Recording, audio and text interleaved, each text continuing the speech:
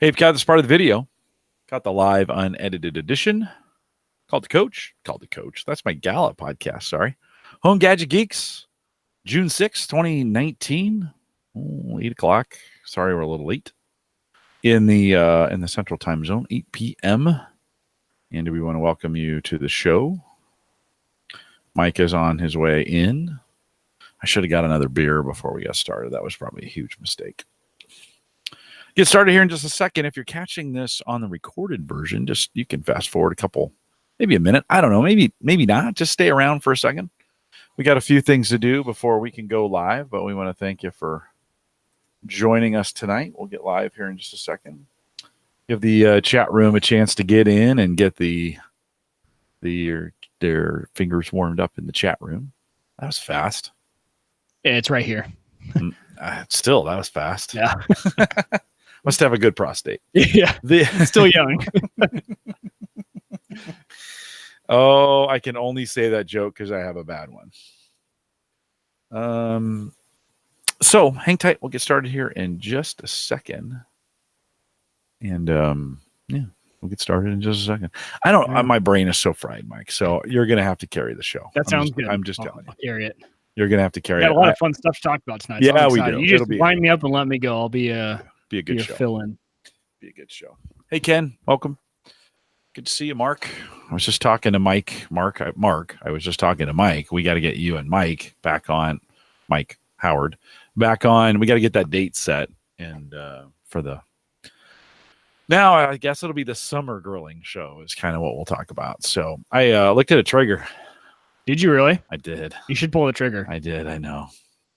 But definitely keep your gas grill because now I need a gas grill. Really? Right? For sure. For burgers and hot dogs, they say you can, but it's a pain in the ass to cook that thing up to a certain temperature and stuff. So, keep your gas grill. Yep. Ken, Mac show tonight a little bit. Michael, keep it short. Oh, yeah. I did that on purpose. I know you guys aren't Mac people. That's not my main topic, guys.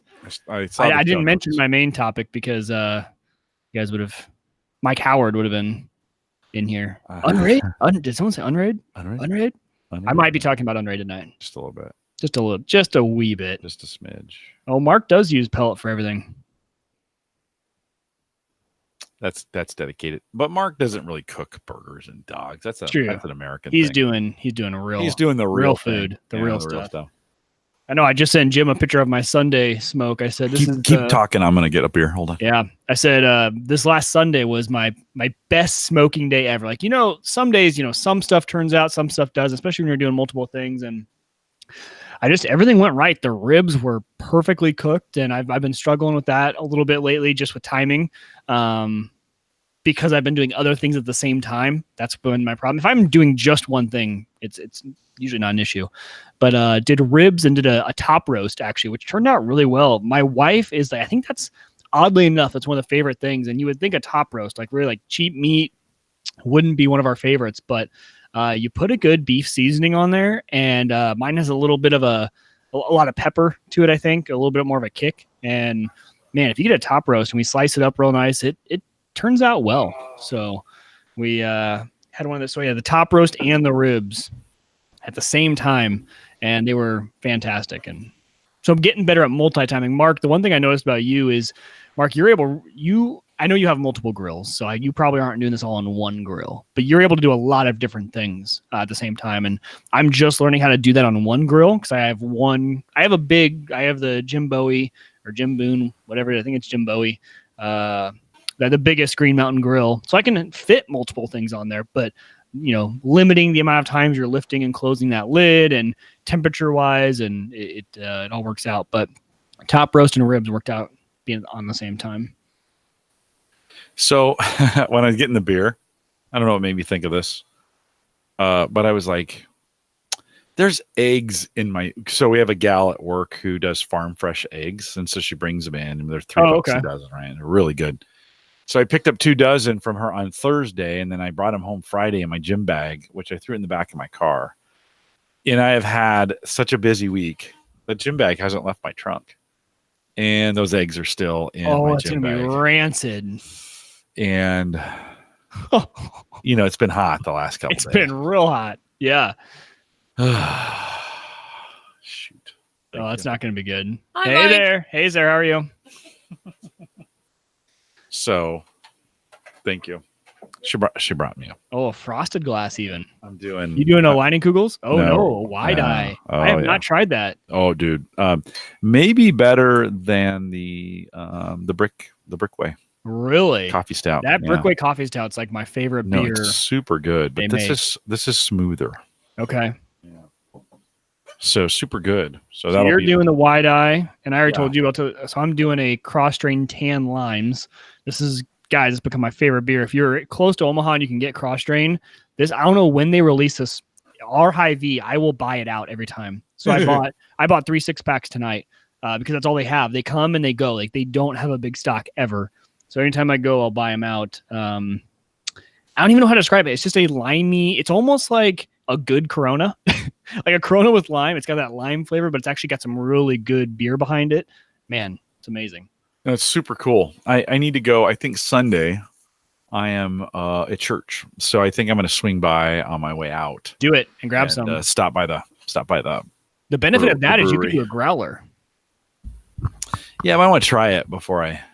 Get a growler of it. Before I Just have growler one it. there, right? Yeah. And then Yeah. and try it out. You could try a bunch of them there too. Is it IPA ish? Because their stuff tends to be pretty bitter. No, it's a lager with lime. Oh, got it. Yeah. Got it. Okay. No, oh, actually, it says that right in the bottom. Oh, it's an ale. Lager with natural lime flavor. Okay. So it's almost like, like a typical beer, just with some Bud Light lime. It's a Bud Light lime. Well, Same. but it's good. Well, no, but it's actually good. It actually tastes like beer, not Yes. water Yeah. that had lime put in it in a dumpster. Yep, that's exactly. Like they didn't drain the dumpster water and then put a little bit of lime. Only No. because I'm not drinking it tonight, Joe. I'm gonna let you talk bad about Bud Light, all right? You know what? I'm a big Bud Light Orange fan, so I shouldn't talk. Yeah. I shouldn't talk. All right. Joe says you can't buy it on Sunday in Arkansas.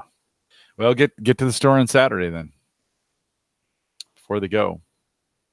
I'll have to get over there and get it. Okay, let's kick this thing off. My voice is a little. We can buy alcohol whenever we want in Nebraska. They're like, yes, wait, you live in Nebraska. Didn't you need used to be that way. Omaha used to have Sunday beer laws. Really? Yeah, so it was nothing before noon, and it was weird. It was Omaha's got a super shady drinking past.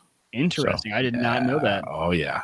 Okay. Yeah, Capital. The Capital District now. Yeah. They got that was that street, like all the anything the houses of speakeasies ill and stuff like that. speakeasy and house of ill, those were all on Capital, and so it was a pretty conservative town, and all the churches were on Dodge, and then on Capital were all the drinking and prostitutes and stuff.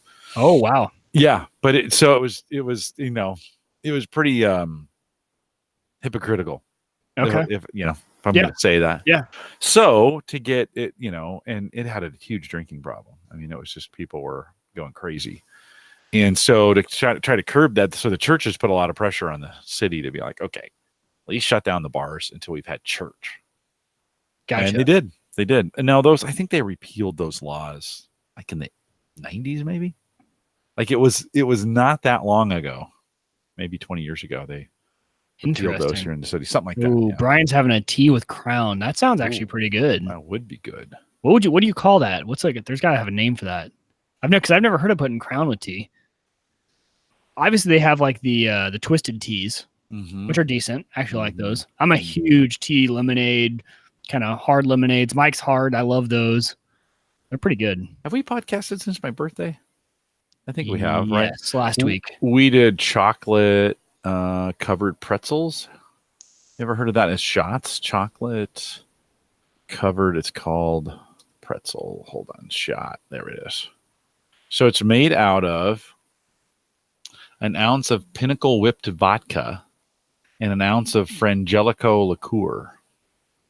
And then That sounds really good. Yeah, dude. And so you put a little salt on it. I'm licking my hand for the audio listeners looking at it. And then a little salt. And you, dude, it's smooth. It is super. And it tastes the salty, you get the chocolate, and it's super good. Sounds amazing. Yeah. Mark says that whipped vodka is tasty. So tasty, we drained both bottles.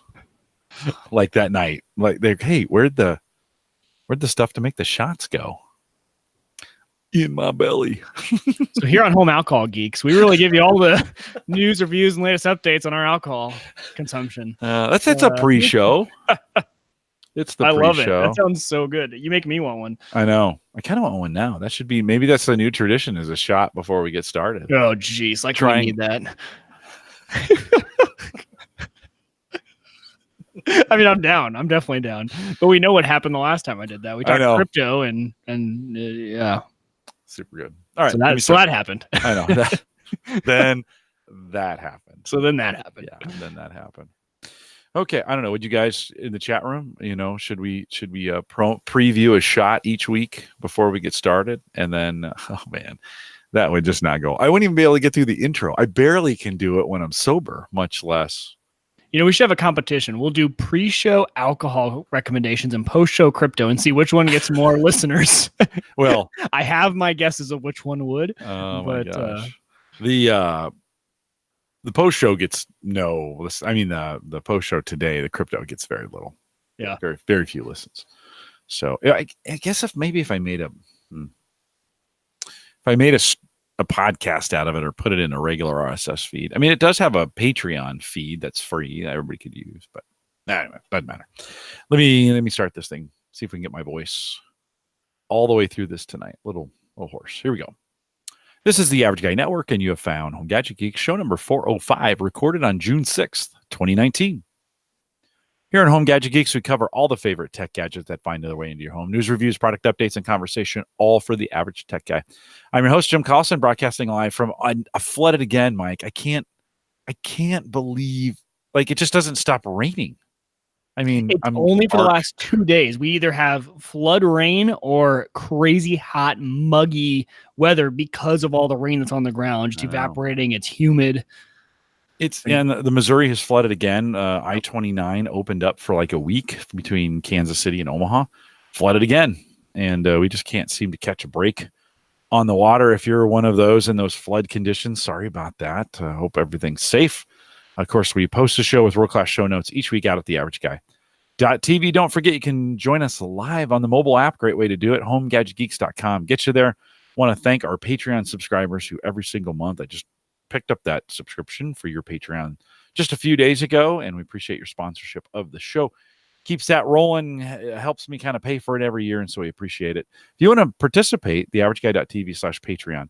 I've got $1 and $5. Super simple. Every month it just comes right out, and we appreciate your sponsorship of the show. Don't forget, you can join us on Discord, theaverageguy.tv/Discord. We pick up a couple every week. I think we're up to, I don't know what we're up to, Mike. What do you think? 75, 80 now or something? Right, maybe right around there in that group. So join us, theaverageguy.tv/Discord. We're thankful for all those in the chat room tonight. We were going to talk a little bit. We got some conversation. We're going to make some Father's Day tips. I got a listener email, a really good one. Mike's going to come in with some Apple news, and then Mike's got a little review on some stuff he's been working on. We might mention a little Unraid in that, so we'll do that. Maybe. We'll do that towards. If you guys are good, if you're well behaved, we'll mention some Unraid. Do that to the end of the show. Mike, Father's Day coming up. Do you guys have any Father's Day traditions there at the Uyghur house? We are always with family at some point. Just depends on who and what. Actually, but next weekend for Father's Day, we are going to be at a hot air balloon festival down with my wife's family down at the farm. So in their local town, they have a hot air balloon festival. Kind of cool. We'll be down there. Sweet. I'm hoping Father's Day, a new tradition. I'm going to smoke a cigar. I know that's like a huge shock. Actually, I talk about this way more than I actually do it. So that's a good point. And it's actually good that I do that, because if I actually did it as often as I talk about it, it'd be a really unhealthy habit. And some of you have been listening about, for that for a while. I know you're giving me some crap about it, and that's okay. I appreciate that. Some of you have liked it, some of you haven't, and that's okay. One of the things I was even going to do it. So last night I had taken cigars with me. We've had a huge conference going on for Clifton Strengths, my job, and I got to podcast in front of 350 people live, which was super cool. Like this is fun. Love having the chat room, all those great things. But doing it live and live streaming in front of 350, we probably had another 100 or so on the live stream. Pretty freaking sweet. And so I have no idea where I was going with that. Oh, cigars. So I took I took a bag full and put them in the trunk, and to try and keep them kind of the temperature kind of down on them, right? Parked in the shade and some of those things. And then we never did it. So that's what happens to me a lot. You and I were going to try to get together last week, and you pinged me, and I'm like, oh no, I'm too busy this weekend. But Father's Day gifts, one of the things I recommend. I bought this a while back, and I think I talked about it, but Amazon has these acrylic humidors. And I think when most people think of cigar humidors, they think of those boxes, right? And in the time I've been doing this, I have found that these acrylic, they have a seal, and they're just dead tight when it comes to keeping the humidity in your cigars. And so if you're a cigar guy or you're thinking about doing that, it does come with a moisture stick. Basically, you put just a few drops, and this thing is so tight. Like when I put the initial, and you don't have to season it, right? With the wood boxes, you got to kind of season them, work them a little bit, get them worked in and stuff. Mine kind of leaks. If you are going to buy a wood one, buy a more expensive one when you're doing that. But $20 for these acrylic ones. They've got a humidistat right on the end there, kind of tell you what they should be. Mike, it's sealed up well. I think, I don't know, it's probably maybe been 2 months since I picked this up. I can't remember, maybe a month, maybe two. Anyway, stays at 70%, which is what I like really well. When I first put the moisture thing in there, moisture stick, it actually took it too high. I had to take it out and then seal it up because it was running about 80 or 90%. You don't want to get cigars too humid in there. 68 to 72 kind of is what they recommend. But really cool. Good Father's Day gift. So if your dad or such into cigars, I have found $20. It's been, Mike, it's the best $20 I've spent on a humidor. I also picked up a couple sweet lighters for that. Did I tell you that? Have I told that story on here? No, I don't believe so. So went on Amazon, picked up a couple lighters, just a couple torches, and there were it was said 4 for $20. And I'm like, okay. I just wanted them to be able to take them around. You can refill them super easy with the butane, right? See through all that stuff. Just pretty basic. Punch on the end. So they shipped me 2. And then I got an email that says, hey, someone hacked our site and they bumped the thing up to 4. And it said 4, so we're going to send you 4. So I got the 2, and then 2 days later, 2 more came and they honored it, which I thought was really interesting. Like, for Amazon, and they're not, it wasn't Amazon. It was another company being fulfilled by Amazon. But really thought that was interesting that they're like, well, I know we said this, so we're going to do it anyways. I was kind of expecting, a mistake was made. You got 2. I don't know. Right. I mean, so they honored it. And so I picked up 4. I got 4 for $20, which is okay by me. I was just surprised it came that way. I don't know. I guess they have to do that. I don't know. What do you think? I don't think they're going to get the complaints if they don't. And I think that, I don't know. This would be a good question for contract law. Maybe we take this and apply it, whether, was the contract for 4 for 20? And if I didn't, can I cancel my order? So probably just good that they did. It's probably goodwill. And at that price point, you don't want to piss somebody off over over 20. Those lighters and they cost 95 cents to make in China, right? And if they were a brand that had other items, how likely are you to be like, oh man, yeah, you were impressed the fact that they honored it, right? So you might go back and spend more money. It's a good play for them, and exactly, they're not going to lose any money on this. Their profit margin went down a little bit, but works out for them. Well, it worked out pretty cool.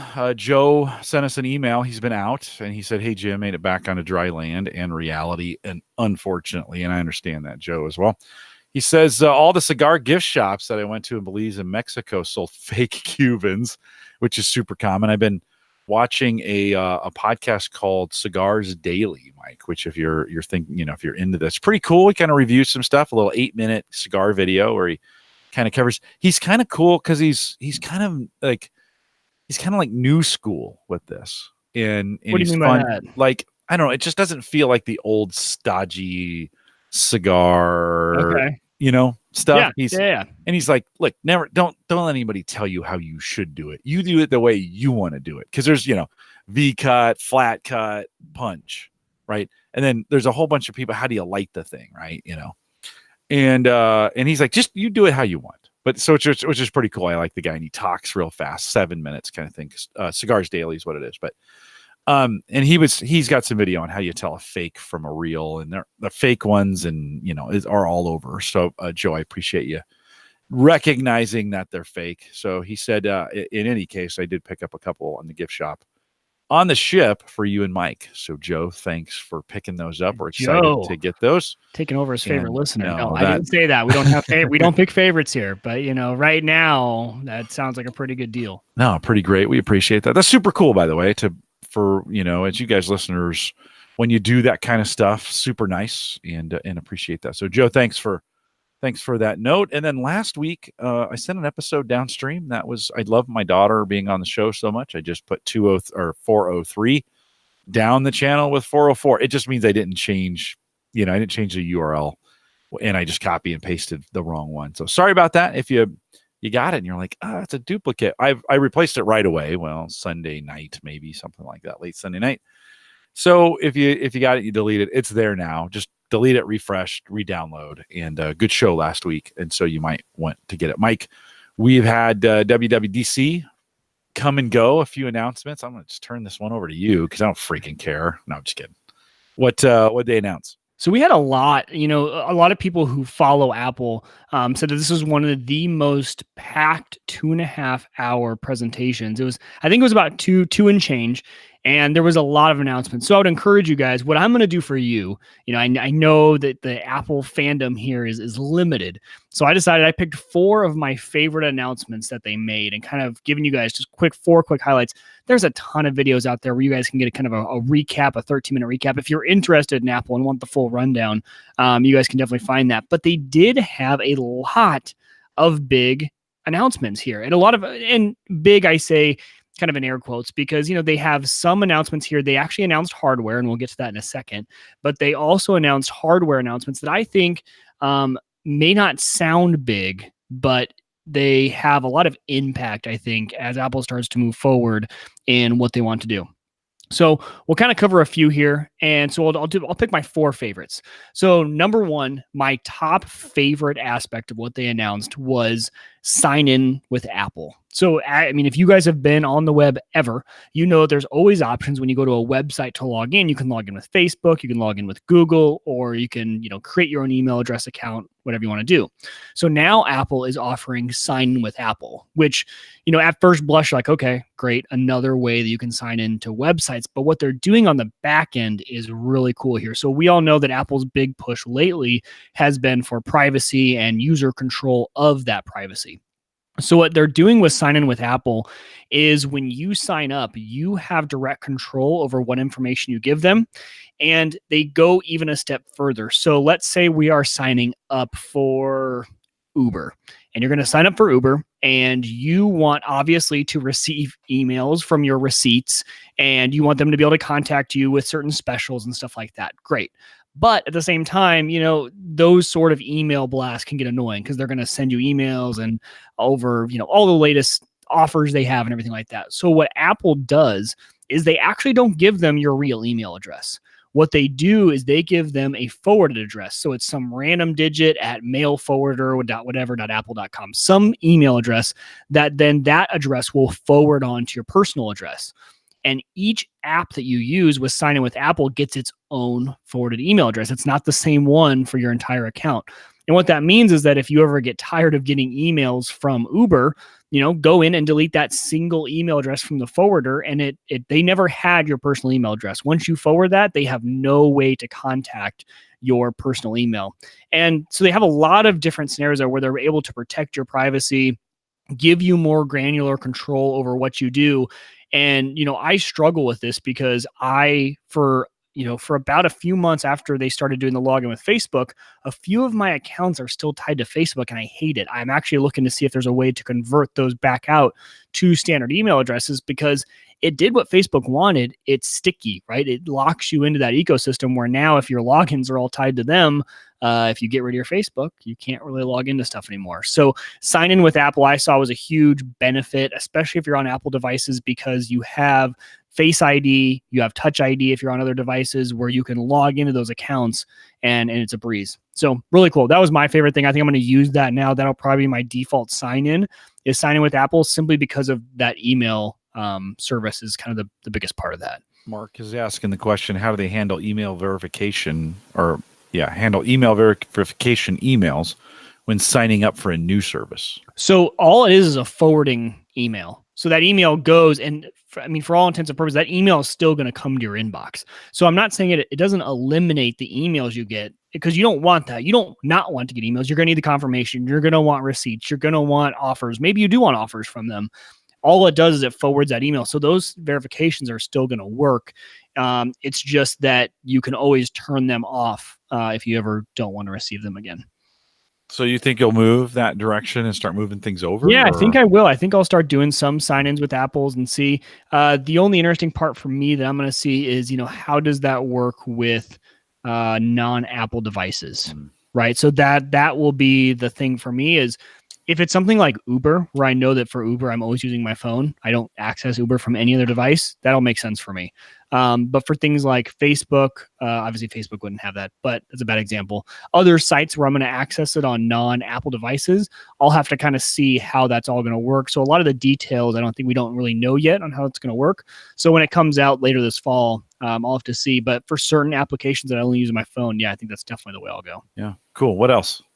So the next thing, and I kind of is two different announcements here. So number one, they released iPad OS. So before, they have always just said iOS, and iOS applied to all their mobile line, right? So you had your iPhones and your iPads both running on iOS.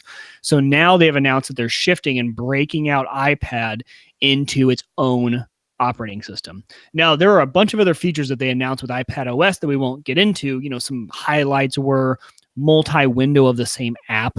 So, for example, if you're comparing two Word documents, or if you're using Pages from Apple, you can actually have two different windows of the same application up, just like you would on a desktop. Before, that hasn't been possible. Things like that make sense on an iPad, which is the larger screen where you can actually do some of that stuff. But I think really what the big kind of overarching theme here is that they're finally admitting and they're working towards making iPad a completely kind of different system, and they're not locking it into have to be the same as the iPhone. And I think that's been the big limitation of the iPad, and people have been complaining that you have this iPad with all this horsepower. When you look at the specs of an iPad, it's actually a really powerful machine, but without a lot of the main capabilities of a desktop, you're never utilizing the full power. It's been my main complaint about the iPad. It's really why I haven't utilized an iPad as a daily driver, because it's so limited by iOS. So hopefully, I think some of the announcements they made for iPad OS are good, but what I'm excited for is to see the future of where iPad OS goes, and seeing really the capabilities they give these iPads, and maybe looking a little bit more like a Windows tablet, where on the Surface, where you're able to have a mobile and a full desktop experience all in one. I think that's the direction they'll start to go with iPad OS, is having a lot more desktop-like capabilities built in. And then, Mike, do you get a sense? Let me ask you a quick question here. Do you get a sense that? I get a sense that iPads, they just don't have the excitement they used to have around them. When they first came out, like everybody had an iPad. It was like the watch now. I see so many Apple Watches now. Like it just seems to be the go-to watch. I don't know. You're a little bit closer to this. iPad sales, they're making changes, so they must be okay.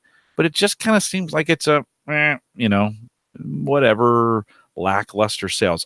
You might know more. Am I wrong on that? I think we're starting to see a lot more people. So there's a few things to that. I think when you think of media consumption, phones have gotten bigger from Apple. So if you're an Apple fanboy, your phone's gotten a little bit bigger. And when your phone's not big enough, now almost everyone has an ability to make their TV stream media. And what I mean by that is, back in the day, if I asked my parents to be able to watch YouTube on their TV, watch Netflix on their TV, they might not have had a device. They had their cable box, and they had their VCR and their DVD player. But my parents might not have had a device, especially on every TV. They might have had like maybe one device that had an Apple TV, maybe.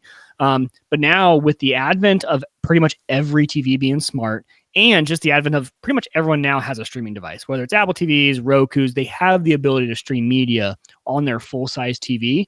I think the media consumption now has come down to, the iPad kind of lost its place, especially for people who needed just a bigger screen than their phone, but maybe didn't want to watch it on their TV for some reason. I think now it's your phone's a little bit bigger, and then you have your TV. So that's for the media consumption side. And then I think what people started to realize was after the iPad lost its luster from being new, there's really, and a lot of times, your laptop is so much better than your iPad for doing things, right? Because they hadn't separated this out yet. The iPad was limited to essentially what your phone could do. It was a big iPhone. That's still what it is until they come out with this new OS, until they do stuff. It's a big iPhone. Yes, there were certain features that it could and couldn't do, but it's just a bigger screen iPhone. And I think that really lost its appeal with a lot of people. Now, trust me, there are tons of industries where they are still fantastic devices. You think of the medical industry when you're walking around hospitals and people have the iPad, great device. You think of salesmen, love it. Salespeople love being able to travel with that iPad when they're not doing too much entry into it, especially not needing to sit down and type up a Word doc or access file shares. Now, I will quickly mention, since you brought it up, the other big part of this announcement this is with across the board, iOS, iPad OS, is file management on these is finally catching up to the rest of the world, meaning that you actually have an actual file structure when you access your files on your iPad. You can plug in an SD card and just go to files and access it like you would on a desktop. You can access all that sort of stuff in the same file structure, whereas the iPad before was more app-centric, right? You had to access your files. Maybe you went to the Dropbox app and you had to open with Dropbox or open with something. It just didn't make any sense. And now everything really jives into that Files app that they have, so much so that even like my Nextcloud instance is logged into Files, and I can go into Files on iPad and pull something from my Nextcloud share. It just makes a lot of sense. So there are a lot of updates there. I'm seeing a lot of iPads show up as security devices. It's how you sign in to a corporate. You go in, there's an iPad there. You sign in, go into schools. That's how you check in. Attached to a printer, prints a badge, put it on. And I was kind of thinking, is that the smartest thing? But I guess they're probably using the lowest end iPads, which are coming in at like $250. Brian is talking about his iPad Pro, which is not $250, I imagine, right? Those Pros. What's the Pro price point? You're looking at a grand plus. Okay. Yeah. So it's still pretty expensive in that area, but interesting. It's tablets have, and I guess I'm your typical user where I have really switched 100% to my phone. Like I don't want that. I don't want that big device. When I'm in a plane, a movie is fine and I have an 8 Plus.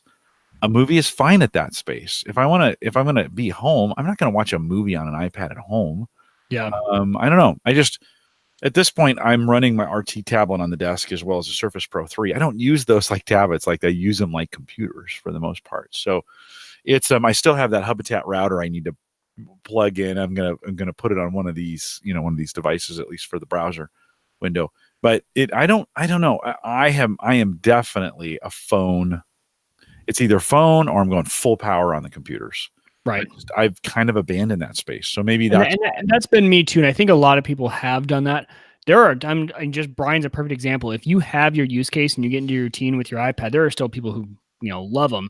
And, I say that as I have my iPad right here and it's what I watch TV on down here while I'm on my computer, right? Because it's an extra screen where it's on YouTube TV and it plays that while I'm sitting here. So, I say that while I still have this one in a very specific purpose down here, because I usually have 2 monitors where I'm doing work and I just need some other device to play media. So, yeah. What else? So I know this is a small part of the announcement, but I thought it was really cool.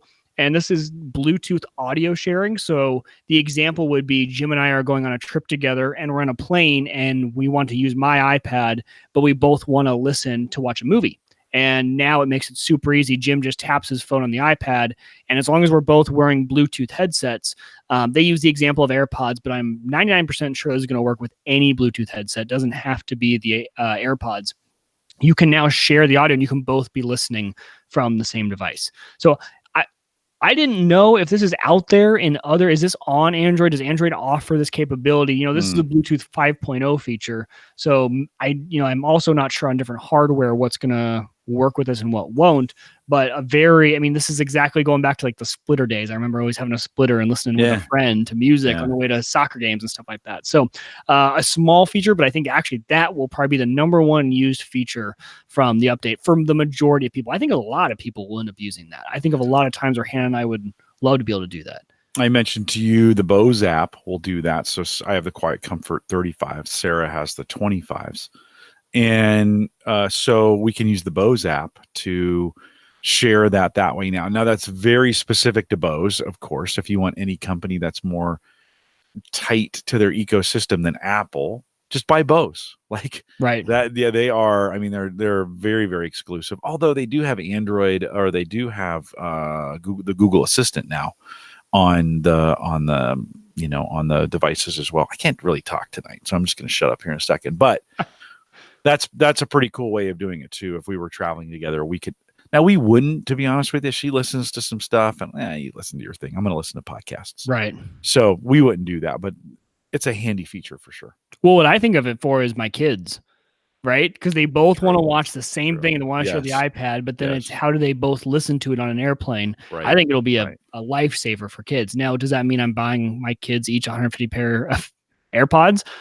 Probably. Yeah, probably does. Yeah. All right. And then the final one that I kind of want to mention for you guys is the hardware announcement of the show. And, this is where you Windows guys, you PC guys might actually tip your hat to Apple and say, okay, you did one thing right, finally. So Apple released their new Mac Pro. And yes, I think they're literally playing off the joke that the 2 generations ago, the former Mac Pro, not the trash can, but the cheese grater that they called it, this thing looks identical to a cheese grater. I mean, they literally took a cheese grater, and this is the form factor. When you look at it, looks exactly like a cheese grater. But the new Mac Pro is their new Pro line. Now, this is definitely Pro.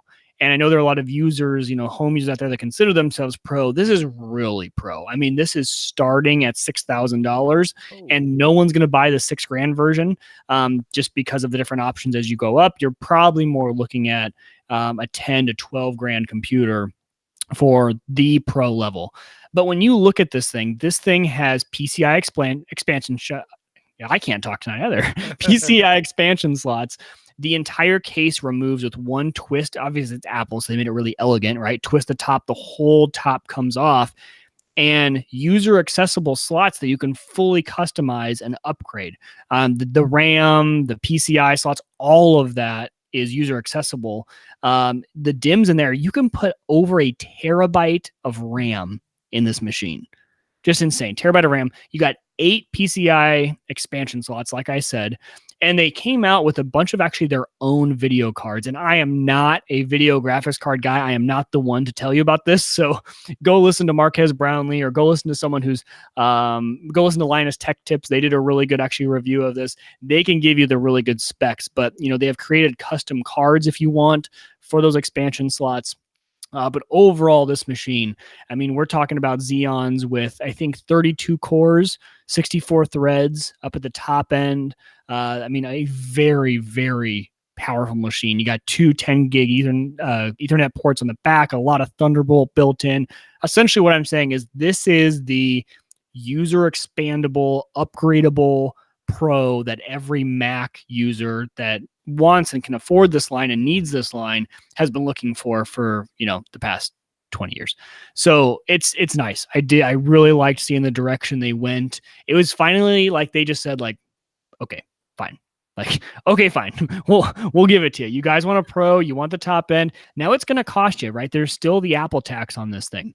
Not terrible Apple tax, I think, when you start to do the math on some of the stuff you get, and especially with all the features and the Mac nature of it. But so don't get me wrong, it's not cheap, but for the Pro level, this is what people wanted. This is exactly what everyone wanted. So I think they're very happy. If you are a Pro that needed this, this is what you wanted. And along with that, they released their Pro Display XDR. And again, like I said, not a display guy, so I'm the wrong person to give you all the specs on this, but I've done my research and I've read the reviews of all the right people who do know, and this is the display that you want. This compares to the pro level displays that they are using in Hollywood to edit their videos. It's I think I'm gonna get the number right, but the brightness level on this thing is insane. The 1,000,000 to 1 contrast ratio, I think, is what they said. This display is a pro display. Now, of course, everyone heard the joke, and it's not a joke. It's real, but everyone's making fun of them. This is a $5,000 display, which sounds expensive, but the comparison that people are making of this display, when you look at the specs of this display, people are comparing it to a $25,000 to $30,000 display. I didn't know that existed, Jim. I didn't know there was such thing as a $25,000, $30,000, $40,000 display. I should have. When you get to the movie industry and a lot of people who need those type of detail on their graphics, I should have known that it was there. But they're comparing this to some very high-end displays. So pretty good display. But the joke is it's a $5,000. If you want the stand for it, it's an extra $1,000. So they have $1,000, and that's not like an extra stand. That is like if you want to be able to put your display up and you don't have a Visa mount. Oh, it doesn't come with Visa accessible right out of the box. That's $200. So if you want the Visa adapter, that's $200. Or if you want to put it on a stand, that's $1,000. Oh, but Mark has made a good point.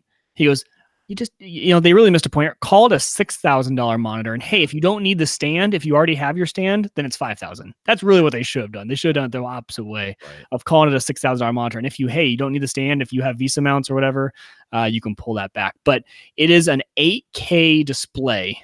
And really the things that it can do are pretty amazing. So those were kind of my top 4 picks. If I had to add in one honorable mention, only because I'm a male, so this wasn't as big for me, but if you ask my wife, this is probably number 1 feature. Really cool. Something they've been asking for a while is on the watch, and it's actually not just for the watch, but they announced it as part of the watch announcement. They have cycle tracking for women. So being able to track the cycle, very important, for women's health. That's a big task. And they're able to put in inputs about, all the details that they need to put in about it, gives them certain alerts for, if your fertility times. So if you're in your time of your life where you're trying to have kids, you can have those sort of alerts, that sort of data. And for the first time, actually, they separate that out. You don't need an Apple Watch to do that. That's going to be in the health app. So if you have an iPhone, for any woman, you can go ahead and start tracking that data. And, that's been a big ask for a long time. I think that's something, we're a large majority of male listeners. We don't really think about that much, but, kind of menstrual cycle health is a really big thing. And getting those type of alerts and being able to track that sort of data plays a big part in women's lives. So I think that'll be really cool. I actually told my wife, and she goes, "Was that like the main announcement?" And I was like, "Well, it was a big one." She goes, "It's really cool, but like I didn't think that would be like some big headlining issue." I can hear Hannah saying Yeah. that now. Yeah. Well, and does it have sync with the guy with the guy's watch too? So like he knows when this thing starts happening. It's like, you should want to stay out tonight. Stay away. Just have one more. Right. One more before you get home. Right. Exactly. Or what have you. It correlates to the men's watch on. Yeah. It just sends the alert. I'm gonna stop talking before I get in trouble. You should. I'm good, but you're definitely not. This kind of reminds me, these pricing points kind of remind me of like, this is almost like a bubble. Like this, you see these kinds of things before bubbles burst, where companies create the most ridiculous products that are hyper expensive, and you kind of go, this is really, if this is an announcement and they're really hoping to sell these, is that market really there now? Maybe in the pro market. Yes, where and that's what this is for. They are not claiming this to be. This is not, because you got to remember they also have the iMac Pro, right, and the iMac, and so you can step down. This is the premier product for those. This is literally going into movie studios, right? That's where this is going. Yeah. This is not going to be purchased by the average person.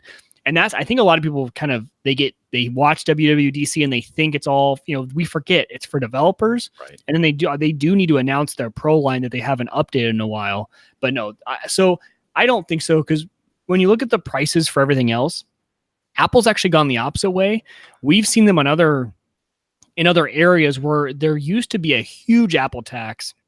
And we've seen it come down a little bit. Obviously, you are going to pay a premium for Apple products, but we've seen that margin come down quite a bit for a similarly spec'd PC. So I think we just got to remember this is for professionals. And when we say pros, we all like to think we're pros. For real pros, the professionals who are doing this for their career, and they need that kind of horsepower. Yeah, no, for sure. I get it. I haven't looked at the whole line, so maybe that's kind of the sticker price shock. And it is a little interesting. I kind of thought these kind of pros would want their PCs kind of pre-configured. They buy them, they put them in. They don't add to them. So I am a little surprised of all the custom configuration. But maybe I'm not in that space. Maybe that space is in a way where you buy things and then add other stuff to them. It's pretty decked out the chute. I don't know what else I might put in there. I guess you can put a couple more hard drives in there. It's got a couple SATA ports, maybe upgrade the RAM. But in most cases, if it's studios buying it, they're just going to buy it with the right amount of RAM to begin with. Yeah. Like it's the consumers who buy it and upgrade, I think, in my opinion. Maybe not. Like that's a space I don't know, but that's I think what people were talking about was like for RED cameras and for things like that. There's a lot of PCI stuff that you could adapt to as outside hardware changes. You need to change your internals of your pro computer to be able to ingest that media or do certain things, or there's a new way to process and handle that data, and there's a new card that could do that. I think they do upgrade those sort of devices on the inside. But you're right. As far as like CPU and RAM, I don't think studios are going in there and adding RAM or adding CPU. But I think for PCI expansion, that was a big give for them to finally say, okay, we'll give you that. Yeah. Well, I know it was a lot of people were screaming for it. And the form factor I really like. When you look at it, like I said, looks like a cheese grater, but you can get the option for actually wheels on the bottom. So I see people actually, in these type of studios that works well. And it's also rack mountable, which was a big request from everyone. I want to be able to put a ton of these in a rack and essentially have like a rendering farm, right? Where you're rendering out to all this stuff. Yeah. So pretty cool. Yeah. Well, those studios, they look at pricing differently a little bit, right? I mean, you're really bidding out a job or where the services are there, and the customer, this gets passed on to the customer. So the faster you can render, or the faster you can get things rolling on this, or the more capable they are, of course, the quicker you can get it done, and that's your profit margin. So of course you're going for the high end, right, on those. Yeah, no, super cool.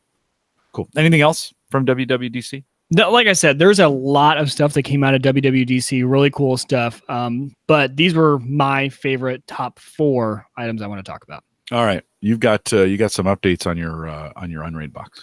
I do. You guys know I love talking about Unraid, and I was trying to convince Jim to let me have some time, talk about Unraid a little bit. But I kind of wanted to go over first of all, my Unraid box and what I use it for, and maybe some things that some of our listeners even haven't thought about using their Unraid box for, or just how I accomplish my tasks and what I do. So when you jump into my Unraid box, you got to remember that my whole idea with Unraid was using older hardware that was sitting there that could easily do what I needed to do for a server. And so when you hear the specs of it, it's kind of surprising how old some of this stuff is, or sometimes how underpowered it is. But it works really well for what I need it to. So my Unraid box, it's using a Gigabyte motherboard, really old.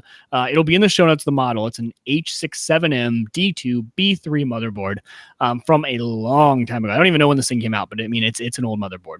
So, I mean, we don't even have USB 3 ports on this thing. It's old, but it works perfect for what I need it to do, because it has actually 6 SATA ports, which was great on board, and then able to adding in some LGA cards later to add in some other cards. But it's got an Intel i7 3770 CPU, 16 gigs of RAM, 7 spinners, 2 SSDs, which gives it 18 terabytes of usable space on the array. And those 2 SSDs are rated to have a 500 gig cache pool. So those are the specs of the machine. Now, when I get into what I use this machine for, obviously with Unraid, it's all about having your own home server. And you guys, all the listeners here are no strangers to home servers, right? That's where this show came out of. So a lot of the same use cases have applied for decades, right? I needed home storage for documents. I needed syncing capability, backup, media storage, media server to be able to play that media out. And also now there have been some other use cases that have come out of it that I really didn't think about self-hosting, but with Unraid, it really does give you the ability to do. So the main thing that makes everything useful on Unraid, and it was the first app that I had never played with before, and it was really a concept I had never needed to play with before, was getting a reverse proxy set up. And real quick, for anyone who hasn't experienced what a reverse proxy is, a reverse proxy, essentially what you can think about it as, is it sits behind your firewall, behind your router. And what it allows it to do is allows your router to open up one port to pass to your reverse proxy. And then your reverse proxy then tells it if you have people from outside of your network requesting certain servers, you could possibly have 5 different servers sitting behind this reverse proxy. And the reverse proxy knows where to send the traffic based on the domain that you input. So usually if you had, let's say, 5 different web servers, or if you have 5 different servers that need to access port 80 behind your router, if you don't have a reverse proxy, pick one, right? If you're in the environment where you have one IP address. So one IP address, you open up port 80. Well, you can only forward port 80 to one server. But if you need to go to more, this is where a reverse proxy really helps out. You put it behind, port 80 goes to the reverse proxy, and then based on what domain you put in, it sends you off to the correct server. So what I used actually with the reverse proxy was Let's Encrypt. So Let's Encrypt uses Nginx as its reverse proxy. And the great part about Let's Encrypt is it does 2 things in one. It's a great little Docker. So all of these are running in Docker on Unraid when I'm talking about these. Let's Encrypt gives you 2 things. Gives you the reverse proxy, also gives you SSL.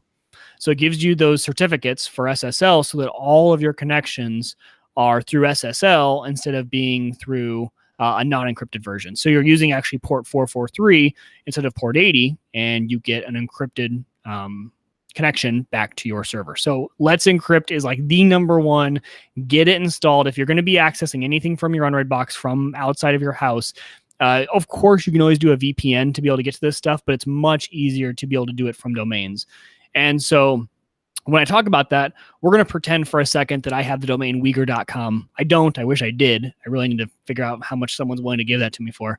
But so for all these I'm going to talk to you about, I have Let's Encrypt set up to be subdomains of Uyghur.com. Again, I don't own that, but if I did. So for we're going to move into Nextcloud. And to go back to our example, for Nextcloud, I do nextcloud.uyghur.com. That hits the reverse proxy and sends it to the right Docker container on Unraid. And so you can access all these things by having different subdomains. So you guys get it. You guys get the point. But so we'll move into kind of the apps I use and what I use them for. But Nextcloud, I have been raving about, you guys know, for like the past few months. Every time I try and squeeze in the show, like my Nextcloud is Jim's version of HelloFresh, right? Jim loves talking about HelloFresh. I love talking about Nextcloud. I love Unraid, but Nextcloud has really been my one true love for the past few months. I just wish I was known for a technology thing and not a food thing. You probably are, but recently it's been HelloFresh. It was Drobo for a while, but nobody. There you go. So for Nextcloud, there's a lot of different options out here. If you guys are running a NAS at home, if you're running Synology, or I'm sure Drobo has one, QNAP has one, they all have the ability to have a file server. But a lot of those, they aren't as snappy. They aren't as full featured as you really like. Nextcloud, I compare Nextcloud to really a G Suite that you own at home. So when you have Nextcloud is document storage, document syncing amongst all your devices. It can do contacts, calendars as well. So I run everything through Nextcloud now. I don't use iCloud for contacts. I don't use it for calendar. I use Nextcloud for my contacts, my calendar, and my document syncing all in one. And the great part about running your own Nextcloud instance is you can do it for your whole family. So Hannah has an account and she uses it as well. You can share calendars back and forth amongst users. You can share contacts books back and forth amongst users. And really where I think this would shine is if you had a family that was on different devices. Jim, I think actually for your family, if they needed this type of stuff, this is great because when you use Nextcloud for your contacts and your calendar, it's platform agnostic. Doesn't matter what phone you have. Doesn't matter what computer you have. They use the WebDAV standard. So CardDAV and CalDAV for your contacts and your calendars, which you can access really from any device. And then when you go to sharing, again, doesn't matter what platform you're on, you all go back to Nextcloud. And Hannah and I have a shared family calendar. We each have our own individual calendars. We have a shared address book where we can start putting contacts and things like that. Works really well. And then when you combine that with Collabora is an open sourced, essentially think of it as Google Docs. You add that in to Nextcloud. And so when I go to Nextcloud, I can just create from the web browser, create a new document, and it's just like Google Docs. You can do documents, spreadsheets, things like that, all built in. Again, all open source and all free is Nextcloud and Collabora. Can't speak highly enough about Nextcloud. I think it works really well. The setup, it does take some time if you're doing Unraid. I will suggest if you are an Unraid, Space Invader, his YouTube channel, he has a bunch of tutorials. Unraid themselves promote Space Invaders videos. They put them on their front page of their website. They love them. This guy is fantastic. Follow his tutorial for setting up Nextcloud, and you'll have it up and running, and it's super easy. So obviously that's the big one. That's what my server is mainly being used for. So the next one down, something I had never thought about self-hosting, is a password manager. So if you guys have any interest in self-hosting your password manager, whether it be for cost, which let's be honest, the cost for a lot of password managers is minimal these days, worth it to go with whoever you're with. But if you're more of a security person wanting that all stored locally, don't want to have to worry about that being stored somewhere else, Bitwarden is a great option. I actually learned about that from this community. So thank you to everyone here who suggested that. I had no idea that they had a self-hosted option, but got that installed. Again, same thing. Got a family set up, right? They call it, I don't know what they call it over there. I think they call it a corporation or community or something like that. And organization, that's what it's called. You set up a different organization for your family. I have put everything in there. We've talked about password managers, but it's the same sense of I have identities for all four of us in there. So you can go pull us up, see our social number, all of that. And again, all of it's stored encrypted on my own server, which, a little bit of peace of mind there for storing. So again, both of these. So then there would be bitwarden.uyghur.com would, if you're outside the home, get you back into the home page for your Bitwarden vault. And again, that uses the reverse proxy. So the reverse proxy here is key to self-hosting all of these devices. You really wouldn't be able to do it without a reverse proxy, and especially with Bitwarden with Let's Encrypt, because Bitwarden requires SSL connection to function. So you're going to need that SSL. So the next two are kind of interesting. Next one down is Grafana. So I have actually it flow through Let's Encrypt, so I can access my Grafana instance from outside my network. And that is because I use Varkin Varkin is another Docker that pulls all of my Plex data and organizes it in a way and kicks it out into a Grafana graph, into a dashboard where I can view. And so I can see all the stats from my Plex. And actually Varkin pulls in from a lot of different sources. So if you use any downloaders or if you use any request engines, so if you set it up where you just type in and it will request the show and put it into a request engine for you, it pulls all of that and puts it into one. So it's really cool. So Grafana, another one that I use. And again, I have that running through the Let's Encrypt reverse proxy. Unify controller. This has been really cool. This is one where everyone knows about. If you run Unify equipment for your network, for your access points, your routers, it's beneficial. You don't need it, but it's beneficial to have a controller to view all the dashboard. That controller is what pulls all the data, pulls all the metrics from your network, and it kind of dumps it into the controller and gives you that access to see the data, to control it, to make changes to your network. So I actually host my Unify controller in a Docker container on my Unraid.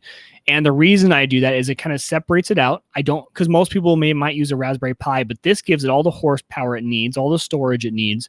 And then it also makes it really easy with the reverse proxy to use it for my outside people. So I manage a few people's networks who also use Unify gear, and all of their networks ping home to my controller.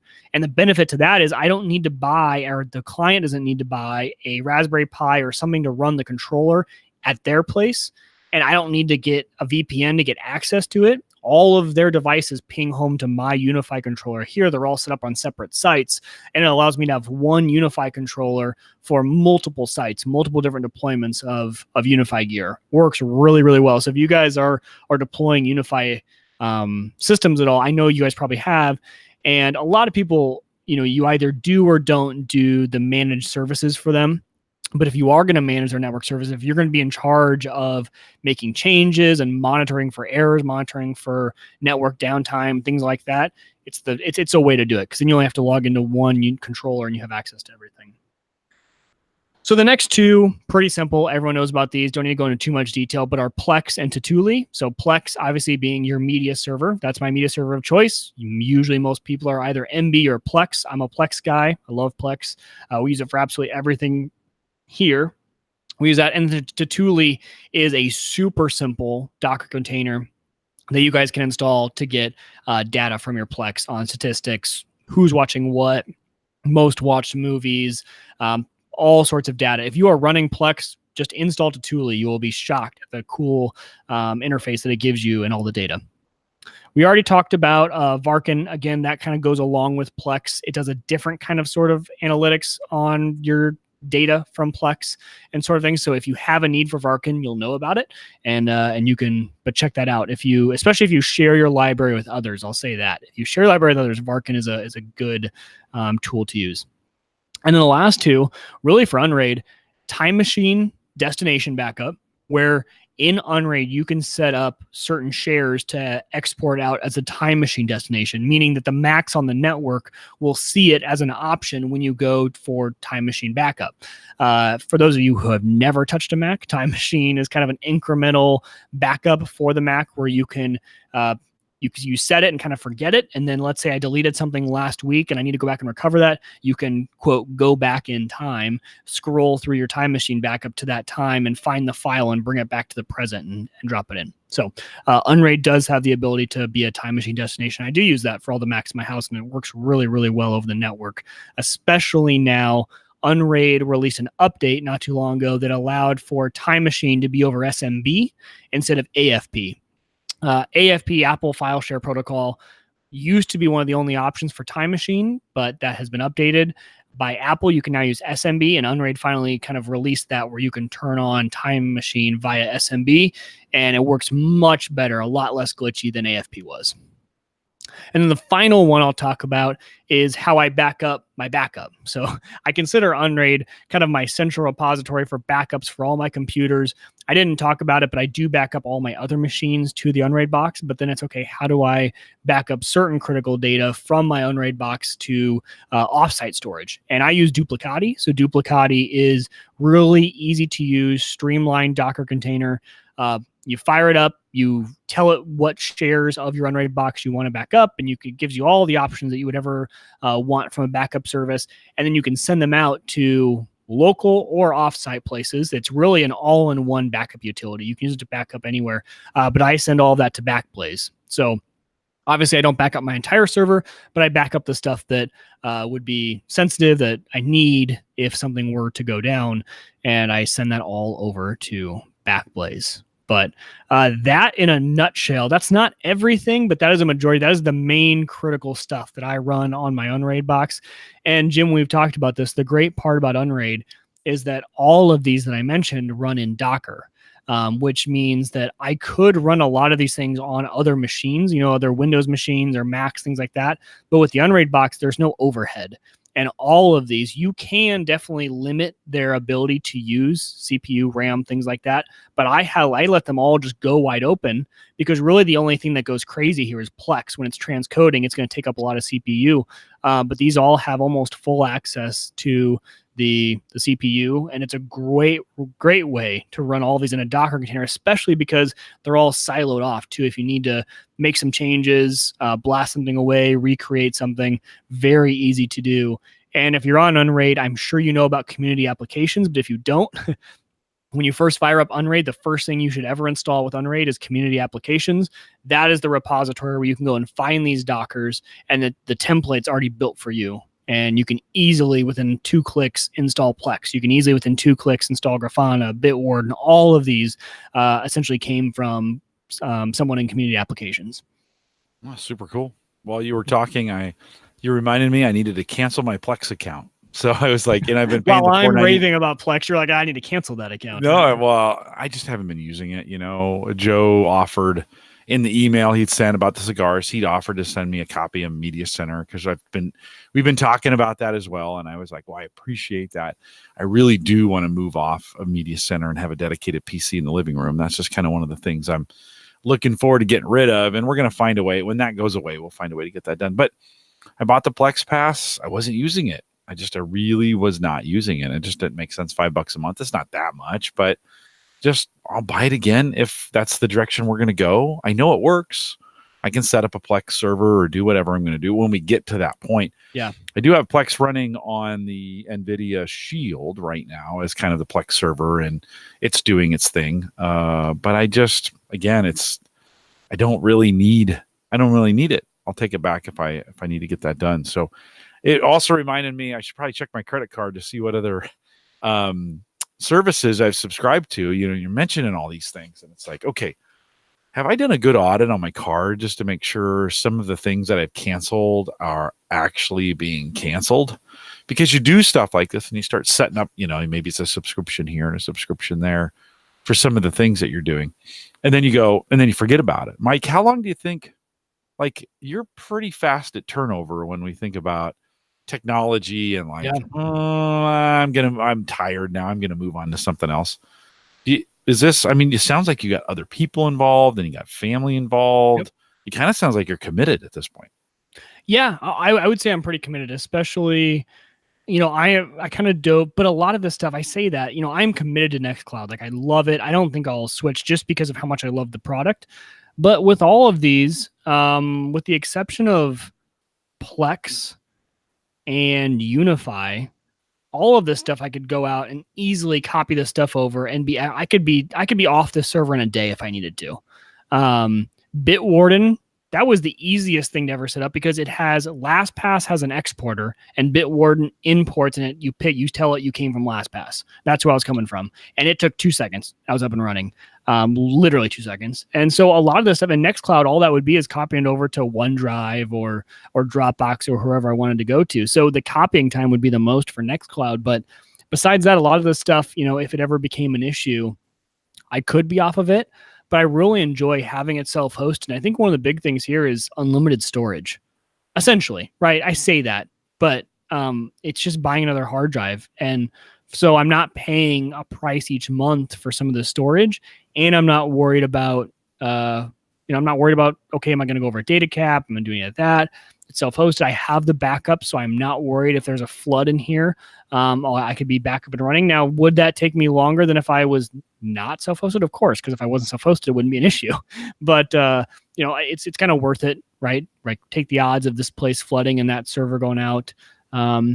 Also, Unraid is great with if certain components go out, being able to just move to an entirely new box, plug in the USB stick, plug in the hard drives, and it's going to work. It just fires right back up. So I've had to go through that a few times. We've talked about some of my woes with my cache pool crashing with app data and having to rely on backups that I've done. And I've now gotten it down to a science because I've had to do it twice. So I kind of know my backup and restore policies pretty well and how they work. Mark did ask a question. He said he was shocked Plex doesn't use the video card to transcode, and it does. I just don't have a GPU in this rig. I should put one in. I've been wanting to put but I can't justify spending a couple $100 on a GPU just for Plex transcoding. If I was using it for something else, maybe. But I've been looking to maybe pick up a cheap GPU, something that someone's had laying around, something like that, just to have some sort of GPU transcoding, but it does. So you definitely can transcode on a GPU with Plex, with MB on Unraid. It takes no time at all. There's a few extra parameters you have to add into the Docker template, and then one setting in Plex, and you're good to go. I do have a pretty nice Media Center box that's got a bunch of GPUs in it that I'm not really using, so I would make a pretty good Plex box. If I have to come back to it, I will probably. That would be a great Plex box. Yeah. And especially if you have multiple users trying to, if you had Sammy using it at school, things like that, multiple transcodes, that's where that GPU really does help out.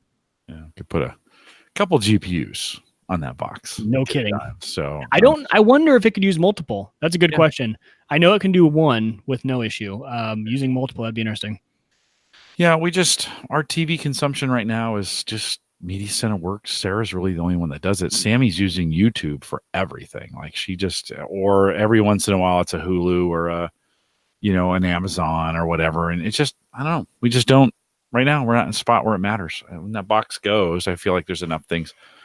I'll be honest, that YouTube TV thing was pretty cool. And that's $50 now. Yep, And I'm sure that price is just that's what we rely on for TV. I'm sure that price is just going to keep going up.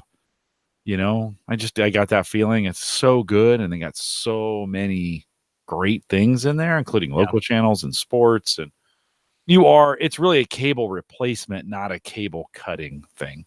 And then I'm hearing a lot of comments from guys who say, well, we're pretty much to the point now where I'm paying for much for all these subscription services as I was for cable, or it's pretty close.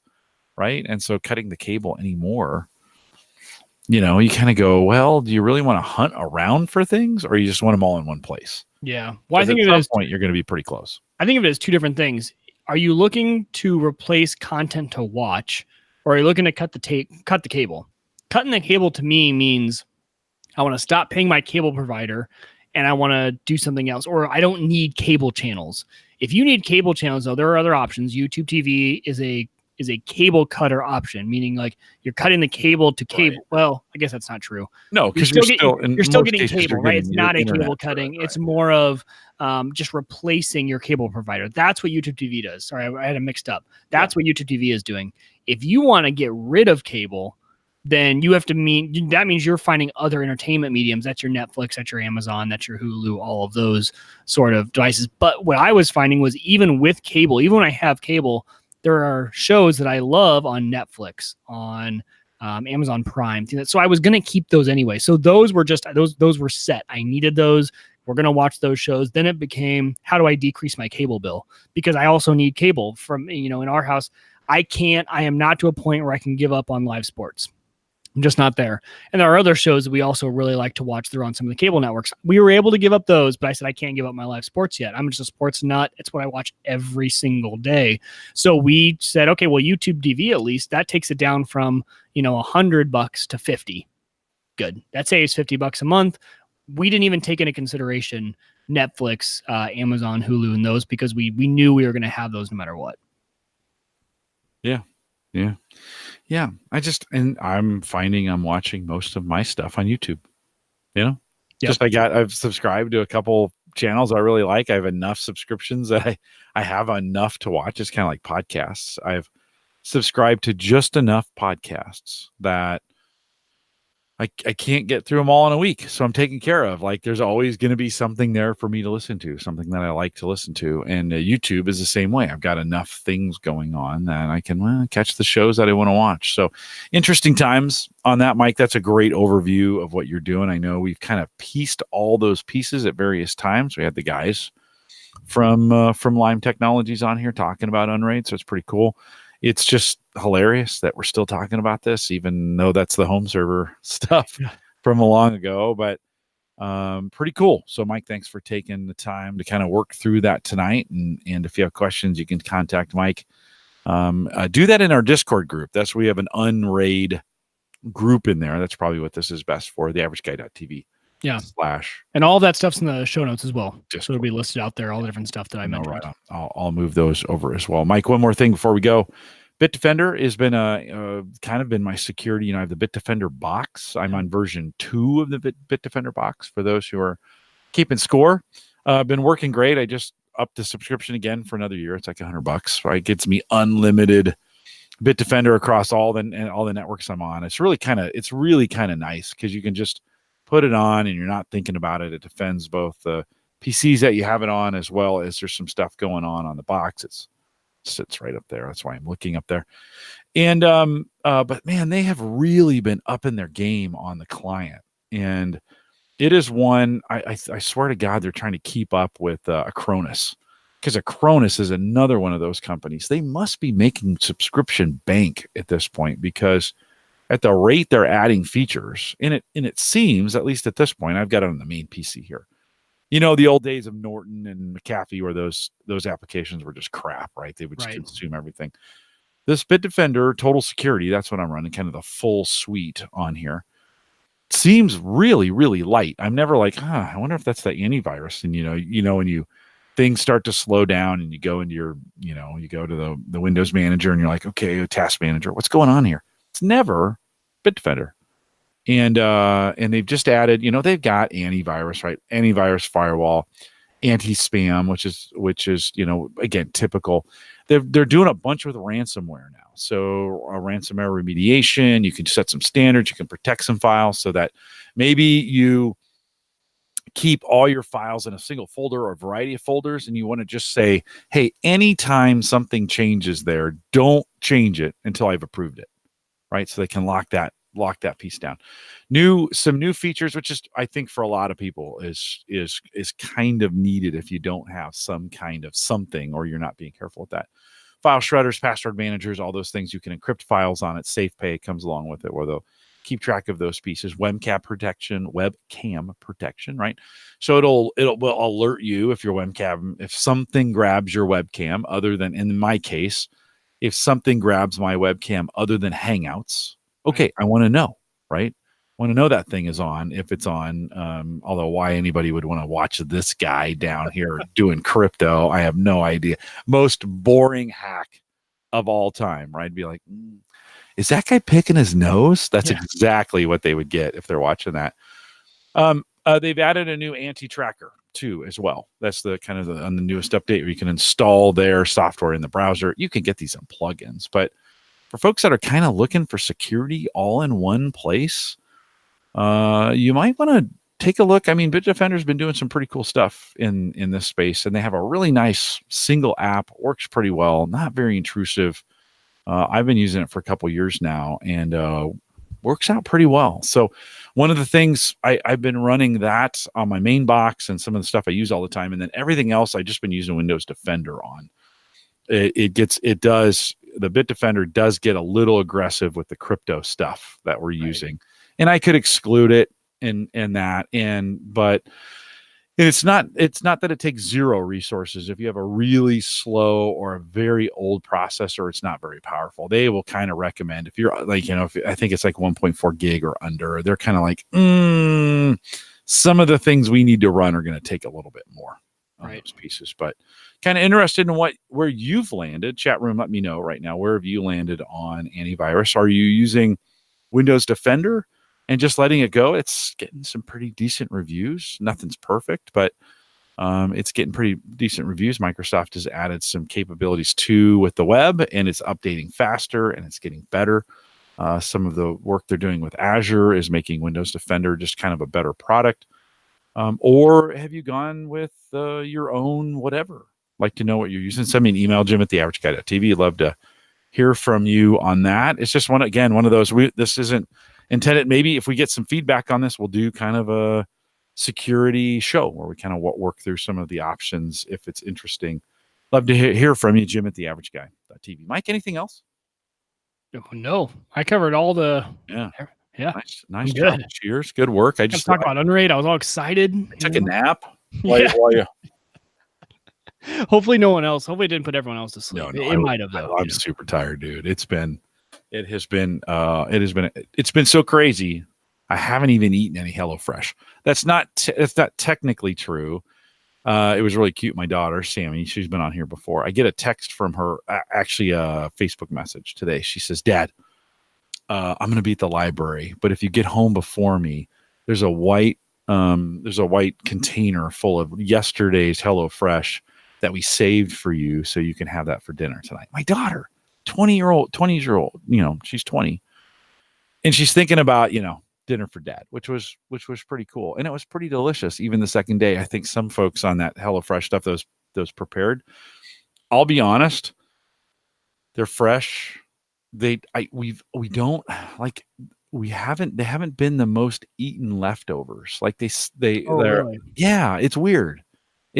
Some of it is it takes a little more, because of the way you cook it, takes a little bit more preparation to make the leftovers, and you're kind of like, I could just cook it. Yeah. Right. And where typical leftovers are literally take it out of the fridge, put it in the microwave, take it out of the microwave, eat it. Right. And so some of these you don't want to mix together, right? They got fresh ingredients. You kind of want to warm them up and mix them. And then you're like, could you cook another meal? So if you're still struggling with that, I got a bunch of coupons for it. HelloFresh, just send me an email and we'll get those over to you. We are live every Thursday, 8 p.m. Central, 9 Eastern, out here at theaverageguy.tv. /live. Mike and I were talking. We got some. I'm trying to line up some guests for the future. I've been real busy. I get a little more to that after, I don't know, after this week, things slow down a little bit. July 4th is coming up. Father's Day in a week. So men, I don't know, milk it for all it's worth. I'm just saying, like, take advantage of that. It's your day if you're a dad.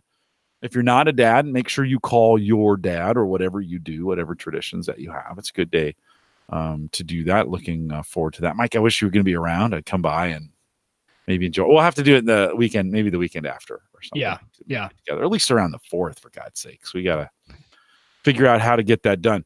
We also want to thank Christian over at Maple Grove Partners. Of course, get secure, reliable, high-speed hosting over there. Maple Grove Partners.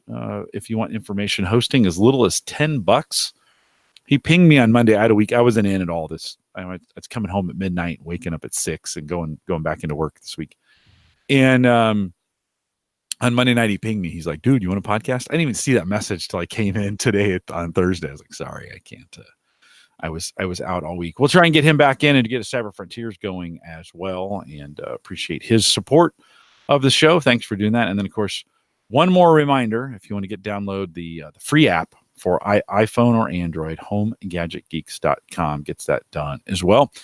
We'll see you next week. Hopefully the voice will be back a little bit. My voice will be back, not the voice. I think that's over, but my voice will be back. With that, we'll say goodbye, everybody.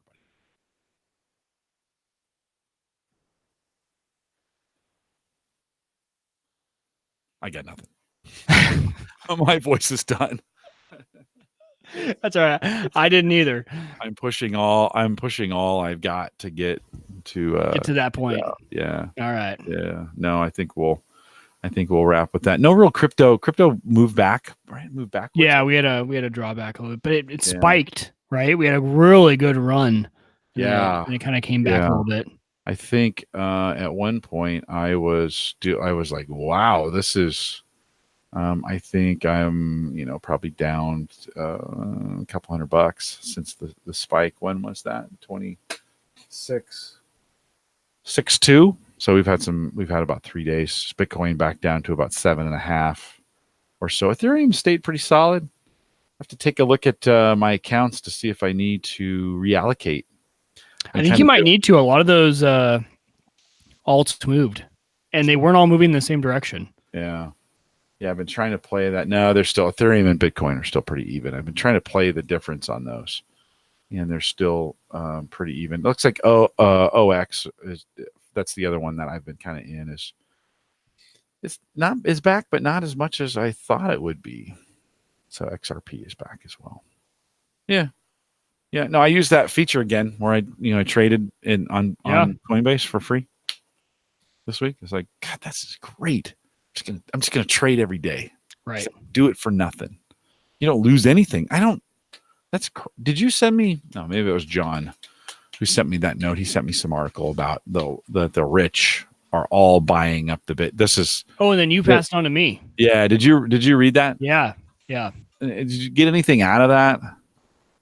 Is it really? Mainly that Coinbase needs to step up their game. Yeah. What and why? Why would you say that? Oh, it's a joke. There's these services out there where you can, kind of the white glove treatment for buying crypto. Oh, that's true. That's true. Yeah. I see what you're saying. Yeah, I see what you're saying. Yeah, I think you said that in your post. I was like, what do you mean? Yeah, in other words, it's kind of a specialty. They take care of it. Yeah. Well, no, we don't have that kind of money. No. Yeah, if you have that kind of money, you're probably not using Coinbase. Nope. No. But if you don't, you should be. Yeah. Right? I mean, I don't know, the onboarding fiat is the painful spot. That's where you pay the fees. That's if you can generate avoid that. Yeah, if you can generate it other places and move it in those fees. That's why mining was such a great, gig. Yeah. Right? You're able to get in without the fiat. Right. See you, Mark. Yeah. We said we weren't going to talk about crypto, and then we did. Yeah, I'm not no crypto show this week. All right, I'm gonna let you guys, Mike, hang tight. I'm gonna let you guys in the chat room go. I have no voice in my I don't think the beer is helping. So we'll see you guys next week. Take care.